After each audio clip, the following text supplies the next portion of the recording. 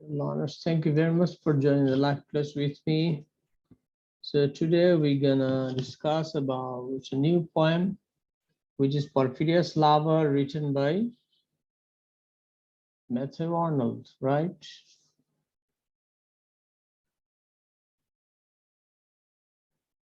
Sorry, Robert Browning. Eh?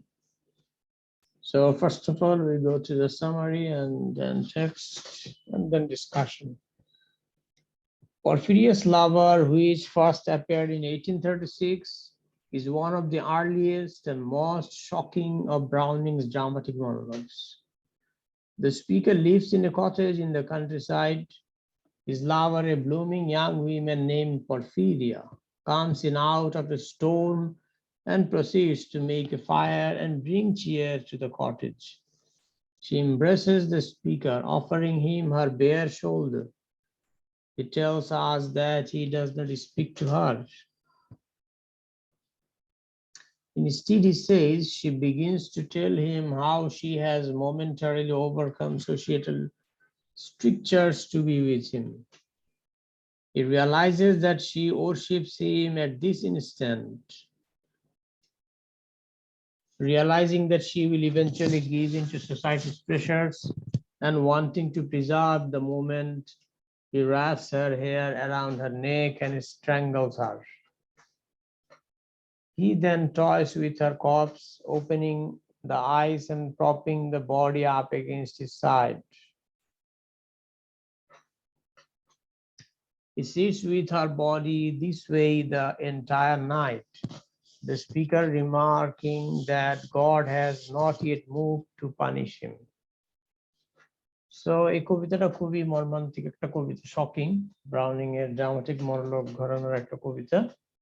কবিতাটা 1836 সালে published হয়েছিল এবং এই কবিতার স্পিকার গ্রামের একটা কটেজে থাকে, হ্যাঁ, কুড়ে ঘরে। তো তার লাভার, যিনি কিনা একটা ব্লুমিং ইয়াং উইমেন, যার নাম হচ্ছে পরফিরিয়া। তো সে একটা ঝড়ের রাতে আসে এবং ওখানে আগুন জ্বালায়, ওকে, এবং সে কটেজে আনন্দ করে, মানে আনন্দ নিয়ে আসে। She embraces the speaker, offering him her bare shoulders, ওকে, এবং স্পিকার বলে যে আসলে সে তার সঙ্গে কোনো কথা বলে না, বরং সে বলছে যে সে তাকে বলতে শুরু করেছে যে সে তাৎক্ষণিকভাবে সামাজিক যেই নিষেধাজ্ঞাগুলো সেগুলো তো সে ওভারকাম করছে, কিন্তু হয়তো পরবর্তীতে সে আবার সোসাইটির চাপে হয়তো তাকে ছেড়ে দিবে। তো এটা বুঝে ফেলে তখন সে বুঝতে পারলো যে সে তাকে ওরশিপ করে একরকম, মানে তার প্রতি খুবই ভক্ত। তো যাই হোক, সে অবশেষে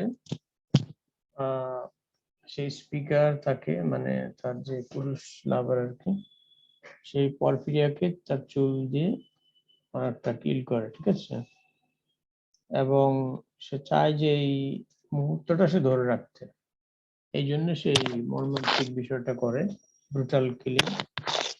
এবং পরবর্তীতে রাইটার এই বলে শেষ করে, এবং শুধু সেটা করে ক্ষান্ত হয় না, এরপরে সে তার কর্পস নিয়ে খেলা করে এবং সেটা তার শরীরের পাশে রেখে সারা রাত কাটিয়ে দেয়। তো স্পিকার রিমার্ক করে যে গড এখনো তাকে শাস্তি দেওয়ার জন্য কোন রকম নড়াচড়েনি। এই কবিতাটা Porphyrias Lover, while natural in its language, does not display the colloquialisms or dialectical markers of some of Browning's later poems.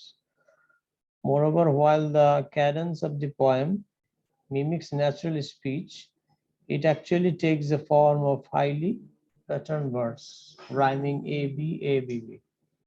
The intensity and asymmetry of the pattern suggests the madness concealed within the speaker's reasoned self-presentation. The poem is a dramatic monologue, a fictional speech presented as the musings of a speaker who is separate from the poet. Like most of Browning's other dramatic monologues, this one captures a moment after a main event or action. Porphyria already lies there, and the speaker begins just as the nameless speaker seeks to stop time by killing her. So too, does this kind of poem seek to freeze the consciousness of an instant. So Porphyrias Lover opens with a scene taken straight from the romantic poetry of the earlier 19th century. While a storm rages outdoors, giving a demonstration of nature at its most sublime, the speaker sits in a cozy cottage. This is a picture of a rural simplicity. A cottage by a lake, a rosy cheeked girl, a roaring fire. However, once Porphyria begins to take off her wet clothing, the poem leaps into the modern world. She bares her shoulder to her lover and begins to caress him. This is a level of overt sexuality that has not been seen in poetry since the Renaissance.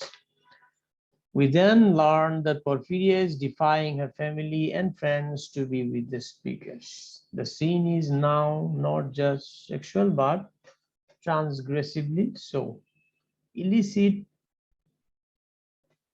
sex out of wedlock presented a major concern for Victorian society. The famous Victorian prudery constituted only a backlash to what was in fact a popular obsession with the theme. The newspapers of the day revealed stories about prostitutes and unwed mothers. Here, however, in Porphyrias Lover, sex appears as something natural, acceptable, almost wholesome. Porphyria's girlishness and affection take prominence over any hints of immortality. For the Victorians, modernity meant numbness. Urban life with its constant overstimulation and newspapers full of scandalous and horrifying stories immunized people to shock. Many believed that the onslaught of immorality and the constant assault on the senses could be counteracted only with an even greater shock. This is the principle Browning adheres to in Porphyrias Lover. In light of contemporary scandals, the sexual transgression might seem insignificant. So, Browning breaks through his readers' probable complacency by having Porphyrias Lover murder her. And thus he provokes some moral or emotional reaction in his presumably numb audience. This is not to say that Browning is trying to shock us into condemning either Porphyria or the speaker for their sexuality. Rather, he seeks to remind us of the disturbed condition of the modern psyche. In fact, Porphyrias Lover was first published along with another poem under the title Madhouse Cells, suggesting that the conditions of the new modern world sought to blur the line between ordinary life. For example, the domestic setting of this poem and insanity, illustrated here by the speaker's action. This poem, like much of Browning's work, conflates sex, violence, and aesthetics. Like many Victorian writers, Browning was trying to explore the boundaries of sensuality in his work. How is it that society considers the beauty of the female body to be immoral while never questioning the morality of language's sensuality? A sensuality often most manifest in poetry. Why does society see both sex and violence as transgressive? What is the relationship between the two? Which is worse? These are some of the questions that Browning's poetry posits, and he typically does not offer any answers to them. Browning is no moralist, although he is no libertine either. As a fairly liberal man, he is confused by his society's simultaneous embrace of both moral righteousness and a desire for sensation. Porphyrias Lover explores these contradictions. Right, so এই ছিল মোটামুটি আলোচনা কবিতাটার text আমরা একটু দেখি। The rain set early into night, the sullen wind was soon awake. It tore the M-tops down for spite and did its oars to vex the lay. I listened with heart fit to break when glided in Porphyria straight.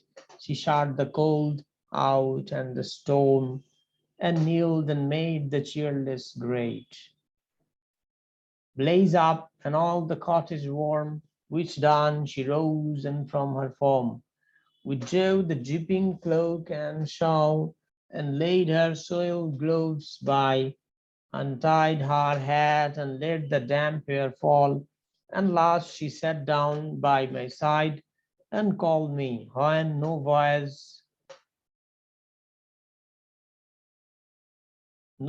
replied. She put my arm about her waist and made her smooth white shoulder bare, and all her yellow hair displaced. And stooping made my cheek lie there, and spread over all her yellow hair.